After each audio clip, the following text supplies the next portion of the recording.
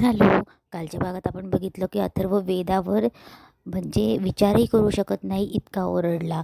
आणि का ओरडला हे अनन्याला जाणून घ्यायचं असतं. आता बघू तर मग अथर्व त्याची कारणं काय देतो, तो मंजिरीचे सत्य समोर आणतो की नाही. तर आजच्या भागात आपल्याला बघायला भेटते की अनन्या ट्रिपवरून परत आलेली असते आणि ती प्रत्येक वस्तू ही मीरा आणि अथर्वला दाखवत असते. अनन्या ट्रिपवरून ज्या काही वस्तू आणलेल्या असतात ती मीरा बघत असते आणि बोलते की अनन्याताई, किती छान वस्तू आहे, कशी झाली तुमची ट्रीप. पण अथर्वला ती शांत शांत बघून अनन्या अथर्वकडे जाते आणि बोलते की दादा. तेव्हा अथर्व बोलतो की सॉरी, ते मी जरा ओव्हर रिॲक्ट झालो. मग तेव्हा अनन्या बोलते की हो, पण का, याआधी कधीच तू असं वेदावर रिॲक्ट झाला नव्हता. तेव्हा मीरा बोलते की अनन्याताई जाऊ द्या ना आता तो विषय. तेव्हा अनन्या बोलते की पण वहिनी अगं का जाऊ द्या, असं का. तेव्हा अथर्व बोलतो की ते मला कामाचा स्ट्रेस होता आणि आधीच माझं डोकंही दुखत होतं आणि त्यात ती वेदा आली. मग ते माझ्याकडनं ओव्हर रिॲक्ट झालं, त्याबद्दल सॉरी. तेव्हा अथर्व बोलतो की दादा पण ती किती इनोसंटली तुझ्याकडे आली होती, तिला किती वाईट वाटलं असेल. तू आता सॉरी मला नको म्हणू, तिला म्हणून.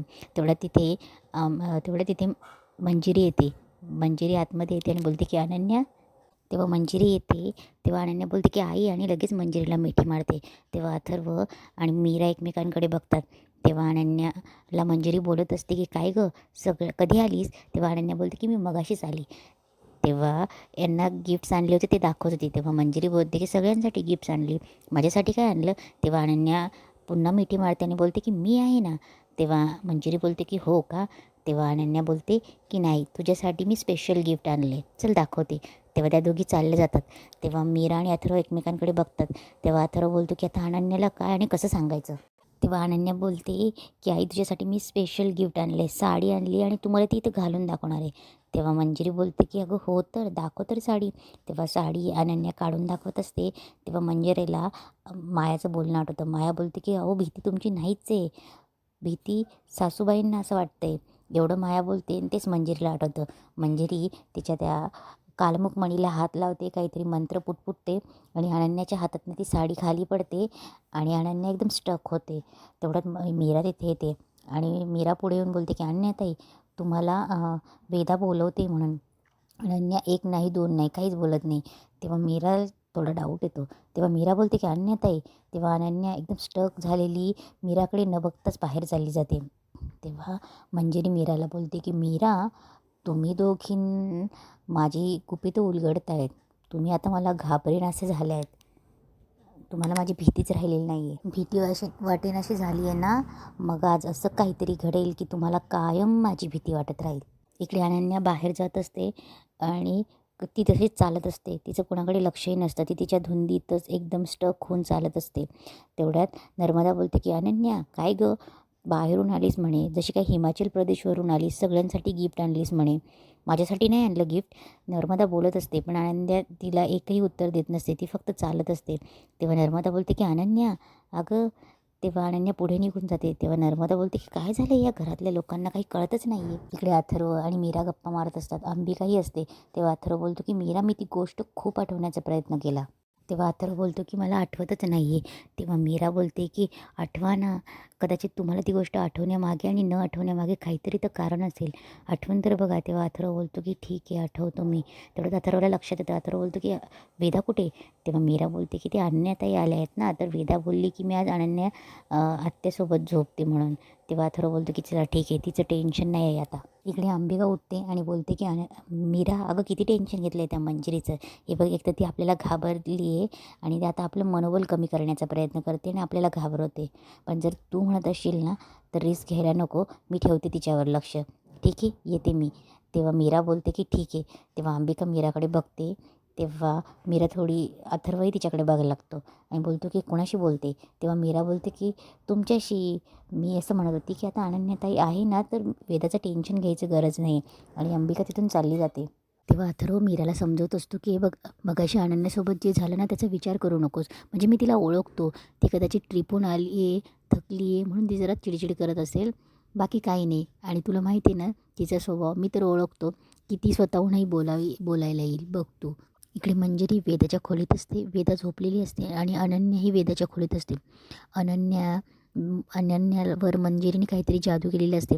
मंजिरी पुन्हा त्या खड्याला हात लावून काहीतरी पुटपुटते.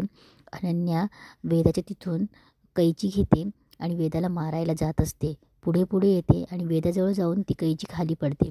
खाली पडून अनन्या पुन्हा तिच्या धुंदीत तिथून निघून जाते. तेवढ्यात मंजिरी मागे बघते, तेव्हा अंबिका तिथे उभी असते. अंबिकाने बघितलेली नसते ही गोष्ट, पण मंजिरी अंबिकाजवळ जाते आणि बोलते की अरे वा, आल्या माझ्यावर पाळत ठेवायला. तेव्हा मंजिरी तिच्याजवळ जाते आणि बोलते की काय काय अंबिका, मी मीराला काय घाबरवलं आणि तुम्ही तर लगेच घाबरूनच गेला. काय घेणार मग? चि काय घेणार? काय करशील? माझं रक्त पिणार का? तेव्हा मंजिरी बोलते की हसायला लागते आणि बोलते की सांग ना, काय घेणार? चहा, कॉफी? अरे सॉरी मी विसरलेच. आत्मा कुठे चहा कॉफी घेतो? अगं, मी जेव्हा मनुष्यरूप घेतलं आहे ना अंबिका, तेव्हापासून मला ही चहा कॉफी प्यायला लागते आणि मला ती अजिबातच आवडत नाही हां. कारण की आम्ही कुठे चहा कॉफी पितो, आम्ही तर रक्त पितो. जे मला त्रास देतात ना त्यांचं रक्त प्यायला मला खूप आवडतं. तेव्हा मंजिरी हसते. अंबिकाला खूप राग येत असतो. इकडे वेदाच्या खोलीमध्ये फक्त अनन्या असते. अनन्या एक बकेट भरून आणते आणि वेदा झोपलेली असते. बकेट ती खाली ठेवते. त्या बकेट खाली बसते गुडघा टेकून आणि बकेटच्या पाण्यामध्ये तोंड घालते. पाण्यामध्ये ती तोंड बुचकळवते. तेवढ्यात वेदाला जागा येते. वेदाला जाग आल्यावर वेदाला पाण्याचा आवाज येतो. तेव्हा वेदा उठते आणि आत्या आवाज देते. इकडे तिकडे बघते आणि समोर अनन्याला बघून वेदा घाबरते आणि बोलते की आत्या काय करतेस तू? ती वेदा अनन्याच्या जवळ जाते. तिला काढण्याचा खूप प्रयत्न करते की आत्या अगं तुला श्वास कसा घेता येईल? काय करतेस तू? तेव्हा अनन्या तिच्याकडनंही निघत नसते. वेदा पटकन दरवाजा उघडायला जाते. आई बाबा आवाज देते पण तिचा दरवाजाही उघडत नसतो. तेव्हा वेदा बोलते की हा दरवाजा का उघडत नाही आहे? तेव्हा अनन्या इकडे पाण्यामध्ये पूर्ण तिने तोंड बादलीमध्ये बुचकळलेलं असतं. तेव्हा वेदाला काही कळत नसतं. वेदा पटकन फोन काढते. वेदा पटकन अनन्याच्या फोनवरून अथर्वला फोन करते. तेव्हा इकडे अथर्व फोन बघतो आणि बोलतो की बघितलंस ना, आला अनन्याचा फोन. पण ती इतक्या रात्री का फोन करते? नक्कीच हिला वेदासोबत रात्री आईस्क्रीम खायला जायचं असेल. तेव्हा अथर्व फोन ठेवायला लागतो. तेव्हा मीरा बोलते की अहो उचला तरी फोन. तेव्हा अथर्व फोन उचलतो, स्पीकरवर टाकतो. तेवढ्यात वेदा बोलते की बाबा बाबा. तेव्हा दोघंही इकडे घाबरतात. तेव्हा वेदा बोलते की बाबा. तेव्हा अथर्व बोलतो की का रडतेस तू वेदा? तेव्हा वेदा बोलते की बाबा अनन्या आत्याने बघ ना स्वतःचं तोंड पाण्यात बुडवून घेतले. तिला श्वासही घेता येत नाही. खूप त्रास होतोय. ये ना आणि मला कढीही उघडता येत नाही. पटकन तुम्ही या. तेव्हा अथर्व बोलतो की वेदा घाबरू नको, आम्ही आलंच. इकडे मंजिरी आणि अंबिका तिच्या खोलीत असतात. मंजिरी पेटी काढते आणि बोलते की तुम्हाला माझी पेटी हवी होती ना, घे. काहीतरी चोरण्याचा प्रयत्न करत होता ना तुम्ही माझ्या पेटीतनं. तुझ्याकडे पंचमहाभूतांची शक्ती आहे ना. शी, काय उपयोग? तेव्हा मंजिरी बोलते की असं जगण्यापेक्षा ना पाण्यात बुडून मेलेलं बरं. तेव्हा अंबिकाला काहीच कळत नसतं मंजिरी काय बोलते. तेव्हा अथर्व आणि मीरा पटकन येतात. दरवाजा उघडण्याचा प्रयत्न करतात पण दरवाजा उघडत नसतो. अथर्व बोलतो की एक मिनिट बाजूला हो. अथर्व दरवाजा ढकलण्याचा प्रयत्न करतो. तेवढा तिथे वेदा पळत पळत येते. वेदा इकडे पहिले आनंदला बोलत असते की आत्या प्लीज प्लीज अगं तुला जीव गुदमरतोय, मला खूप भीती वाटते, बाहेर निघ ना. तेव्हा वेदा अनन्या बाहेर निघत नाही. दरवाजाचा आवाज ऐकून वेदा दरवाजाकडे जाते. तेव्हा अथर्व बोलतो की वेदा बाळा प्लीज दरवाजा उघड ना. तेव्हा वेदा बोलते की बाबा मी खूप प्रयत्न करते, ही कडी उघडतच नाही आहे. तेव्हा अथर्व बोलतो की अनन्या आत्या कुठे आहे? तेव्हा वेदा बोलते की बाबा तिने तिचं तोंड पाण्यात बुचकळून घेतले आणि ती निघतच नाही आहे. तेवढ्यात मीराला खूप टेन्शन येतं. मीराला आठवतं मंजिरीने बोललेलं की तुम्हाला आता माझी भीती वाटत नाही आहे ना. आता आज असं काही घडेल की तुम्हाला माझी कायम भीती वाटत राहील. वेदा बोलते की बाबा ही कडी उघडतच नाही आहे, तुम्ही या ना पटकन. तेव्हा अथर्व बोलतो की वेदा बाळा आम्ही इथेच आहे, आम्ही येतो हं. तेव्हा अथर्व मीराला बोलतो की मी बाल्कनीतून जातो आत. वेदा बाळा मी येतोच हं. तेव्हा मीरा बोलते की वेदा हे बघ वेदा, तू आत्याकडे जा ना, बाबा येत आहेत बाल्कनीतून. तेव्हा वेदा मीरा बोलते की ताई कुठेस तू? अगं इथे आत्ता तुझी गरज आहे. इकडे अनन्या तडफडून अनन्या एकदम शांत होऊन जाते. मीरा बघते आणि पटकन जाते की आत्या आत्या ये ना गं बाहेर. तेव्हा मीरा बोलते की वेदा तू घाबरू नको, आत्याजवळच थांब. तेव्हा वेदा आवाज देते की बाबा आत्या हलतच नाही आहे. मीरा इकडे घाबरते. इकडे अनन्या बुचकळतच असते. वेदा घाबरत असते. तेव्हा अथर्व बोलतो की वेदा बाळा घाबरू नकोस, मी आलो आहे. तो पटकन बाल्कनीतनं उडी मारतो आणि अनन्याला बघतो. पळत पळत जातो अनन्याकडे आणि अनन्याला बाहेर काढतो. अनन्या तडफडत असते. तेव्हा अथर्व पटकन वेदाला बोलतो की उशी आण. पटकन उशी आणून अनन्याला पालथं टाकतो आणि तिच्या पाठीवर प्रेशर देऊन सगळं पाणी बाहेर काढतं. अनन्याच्या तोंडातून सगळं पाणी निघतं आणि अनन्या होशमध्ये येते.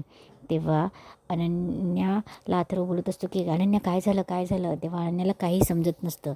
तेवढ्यात मीरा बोलते की वेदाचे बाबा अनन्याताई कशा आहेत. तेव्हा अथर्व बोलतो की आत्याला पकड. तो पटकन कडी उघडतो. तेव्हा मीराही विचारते की अनन्याताई काय झालं, तुम्ही बऱ्या आहेत ना. तेव्हा अनन्या बोलते की काय झालं आहे, मी ओली कशी झाली, हे सगळं काय.